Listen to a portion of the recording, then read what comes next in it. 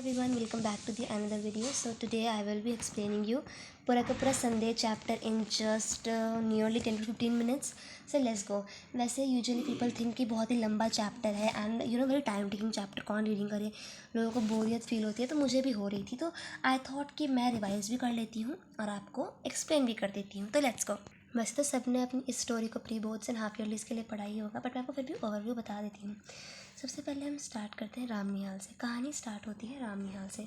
तो राम निहाल क्या करता है, अपना बिखरा हुआ सा सामान बांधने लगता है. ये मनोरमा के श्यामा के घर में रहता है किराए पर.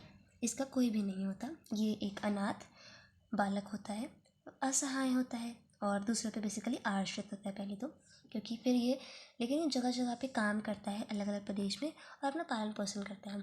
ये पहली बात तो बहुत ही सज्जन परिश्रमी है, साथ ही साथ चतुर भी है और महत्वाकांक्षी तो बहुत है. सो क्या करता है कि अपना बिखरा हुआ सामान समेट लेता है, क्योंकि वहाँ से जाने वाला होता है बेसिकली. लेकिन फिर क्या करता है ना कि बहुत ज़्यादा रोने लगता है, अचानक से बहुत रोने लगता है. तो बगल से एक लड़की होती है जो मनोरमा के श्यामा के घर में काम करती है. तो वो बोलती है कि उसका नाम किशोरी होता है. वो आके बोलती है कि मतलब राम निहाल बहुत ज़्यादा रो रहे हैं. तो मनोरमा श्यामा क्या करती है, फटाफट से आती है और उसे कंसोल करने लगती है कि क्या हुआ, पूछने लगती है कि आखिर क्या हुआ, तुम रो क्यों रहे हो. बेसिकली वो इसलिए रो रहा था, वो कहता था कि मुझे क्षमा कर दीजिए, लेकिन वो बता भी नहीं रहा था कि उसे हुआ क्या था. फिर वो क्या करती है, जो बगल में एक लड़की किशोरी खड़ी होती है उससे कहती है कि तुम जाके कपड़े फैला के आओ, मैं कुछ ज़रूरी बात कर रही हूँ. फिर वो बताने लगता है कि श्यामा, तुम्हारा जो कठोर व्रत है, वैधव्य, इसका बेसिकली इस प्यारे का मीनिंग ये है कि वो कहता है कि जो श्यामा होती है वो एक आदर्श विधवा नारी होती है, जो अपने व्यवहार और भावना को इतना ज़्यादा कंट्रोल में और बैलेंस में रखती है कि क्या ही पूछना. वो बहुत ही समझदार होती है, बहुत ही दूरदर्शी और परिपक्व स्त्री होती है. यहाँ पे अगर लोग देख सकते हैं तो वो कह रही है कि तुम्हारे सामने बालकों का झुंड हंसता खेलता लड़ता झगड़ता, लेकिन उससे ज़्यादा इससे फ़र्क नहीं पड़ता था. वो अपने वैधव्य में बहुत ही ज़्यादा एक आदर्श विधवा नारी थी. बेसिकली वो ये बोलना चाह रहा है. अब ये लाइन बहुत ही अच्छी है, मैंने इसे बार बार रीड किया and I was very much influenced कि yes, it is actually true. So you can also read this line. आगे आता है मेन कैरेक्टर्स पे. अब वो क्या करता है कि वो बताना बेसिकली शुरू करता है कि आगे हुआ क्या था. फिर वो अपनी स्टोरी स्टार्ट करता है मनोरमा को श्यामा को बताना, क्योंकि वो बहुत ज़्यादा रो रहा होता है. फिर वो कहता है कि जिसके यहाँ पे पहले वो नौकरी करता था, वो उनका नाम था बृजकिशोर बाबू. तो बृजकिशोर बाबू जो थे वो बिज़ी थे. तो उनके यहाँ पे कोई रिश्तेदार आया था और वो बिज़ी थे, तो वो उन्हें घुमाने नहीं ले जा पा रहे थे. तो उन्होंने क्या किया कि उन्होंने कहा कि राम निहाल, तुम ही इन्हें घुमा कर ले आओ. सो जब राम निहाल से कहा कि तुम इन्हें घुमा कर ले आओ, तो वो रेडी हो गया. फिर वो ऑफिस में बैठा रहा और उसने थोड़ी देर में देखा तो एक सुंदर सी स्त्री निकल रही थी और एक पुरुष आया. तो वो समझ गया कि इन्हें घुमाना है, तो वो घुमाने ले जाता है उन्हें मान मंदिर घाट पर. फिर क्या करता है कि फिर वह देखता है पत्नी और पति दोनों के डिफरेंट रिएक्शंस थे. जैसे कि देख सकते हैं, पुरुष के मुंह ऊपर की रेखाएं कुछ तनी हुई थी. स्त्री ने कहा, अच्छा है, आप काम कीजिए, हम लोग तक घूमाते. मतलब स्त्री जो थी बिल्कुल ही नॉर्मल थी. ये भी कहानी की एक दूसरी प्रमुख स्त्री हैं, सुंदर हैं, एक धनी महिला है, लेकिन अपने पति से बहुत प्यार करती हैं, परंतु इनका पति हल्का सा पागल है. इसका अर्थ ये है कि उन्हें समाज से इतनी ज़्यादा प्रॉब्लम्स झेलनी पड़ी. मनोरमा के जो पति हैं, उनका नाम मोहन बाबू है. उन्हें समाज के छल कपट ने उनके मानसिक स्थिति को विक्षिप्त कर दिया है. अब मनोरमा मान मंदिर पहुंचती हैं. वो मोहन बाबू की हेल्प से बोट पे चलती हैं और फिर वो कहती हैं कि कुछ ज़रा ध्यान से रहिएगा, मेरे पति पागल हैं. और उन्हें शक करने की भी आदत है बेसिकली. सो वो उससे लगता है, इसी में उसको संदेह होना शुरू होता है दैट कि मनोरमा हो सकता है उससे प्रेम करती हो, लेकिन ऐसा कुछ भी नहीं था. वो सिर्फ उसकी मदद चाहती है. अब वो कुछ बताता है कि लघुद्वीप के बारे में बताता है और अलग अलग फ़िलॉसफीज़ बताने लगता है मोहन बाबू. आगे कहानी में हम ये देखते हैं कि उसकी तबीयत बहुत ज़्यादा बिगड़ जाती है रास्ते नाव के बीच में. तब मोहन बाबू कहते हैं कि आप वापस चलिए नाव वाले से, और फिर वो लोग वापस आने को लगते हैं. उनकी स्थिति बिगड़ जाती है, फिर वो अनाप शनाप कुछ भी बोलने लगते हैं। फिर जब उनकी स्थिति सही होती है, फिर वो आराम से बोलते हैं, कोमलता से अपनी पत्नी से बोलते हैं कि मेरे कारण तुम्हें बहुत ज़्यादा बेसिकली बहुत ज़्यादा कष्ट झेलना पड़ता है, बहुत ही बेइज्जती का सामना करना पड़ता है।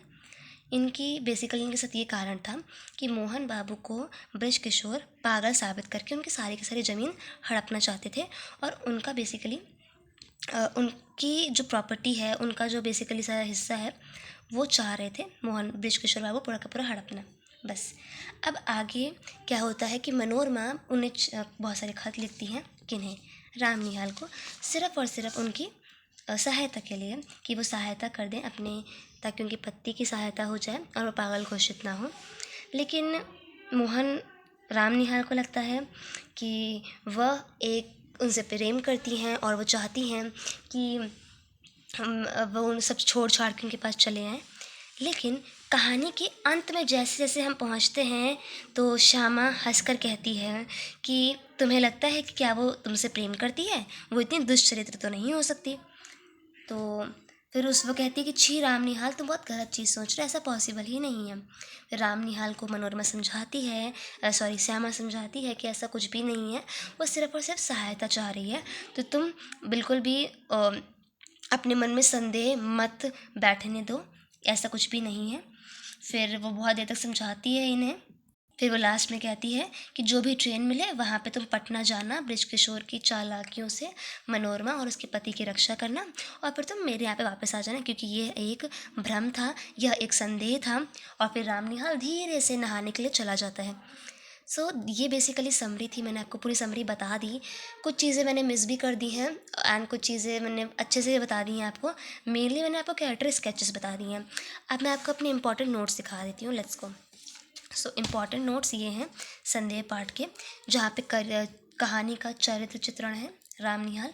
राम निहाल जो है वो कहानी के प्रमुख पुरुष पात्र हैं, जो जन्म से ही अनाथ और आश्रयहीन हैं। भिन्न भिन्न प्रदेशों में वो काम करते हैं और अपने जीवन का पालन करते हैं। वह एक सच्चे, परिश्रमी, भावुक एवं सदाचारी, चतुर एवं महत्वाकांक्षी व्यक्ति हैं। वह अंतर्मुखी भी हैं, इसीलिए वह श्यामा से मन ही मन प्रेम करते हैं, लेकिन उन्हें कभी प्रकट नहीं करते। अब बात करते हैं श्यामा की, एक आदर्श विधवा नारी जो अपने व्यवहार और भावना को नियंत्रित और संतुलित करना जानती है। वह समझदार है, दूरदर्शी है, परिपक्व स्थिति है। यह नारी है जिसके साथ ही साथ वह राम निहाल की विश्वसनीय मित्र, संरक्षिका, मार्गदर्शिका भी है। बात करते हैं मनोरमा की। मनोरमा जिसके कारण पूरा का पूरा शक पूरा हो जाता है। मनोरमा कहानी की दूसरी प्रमुख स्त्री तथा सुंदर एक धनी महिला, जो अपने पति से बहुत प्रेम करती हैं। समझदार हैं, दूरदर्शी महिला हैं, इसीलिए वह राम निहाल को बृजकिशोर बाबू से अपने पति को सहायता करने के लिए बुलाती हैं। मनोरमा बृजकिशोर बाबू के संबंधी की पत्नी है। लास्ट में आते हैं मोहन बाबू, मनोरमा के पति हैं, सुंदर हैं, धनी हैं, व्यक्तित्व जीवन में निष्कपट, प्यार के इच्छुक, वेरी इंपॉर्टेंट ये कीवर्ड आप ज़रूर याद रखिएगा, तथा लोगों के छल कपट पूर्ण व्यवहार से इनकी मानसिक अवस्था जो है वो विक्षिप्त हो गई है इन्हीं कुछ कारणों के कारण। So this was all about the story and I just tried my best कि मैं आपको समझा पाऊँ। So hope you like it. अगर आपको किसी और चैप्टर भी जो बहुत बड़ा लग रहा है, अगर आपको उसको समरी चाहिए और नोट्स भी चाहिए, पर सारे नोट्स हैं, मैं आपको वो प्रोवाइड कर दूँगी। सो बाय गाइस।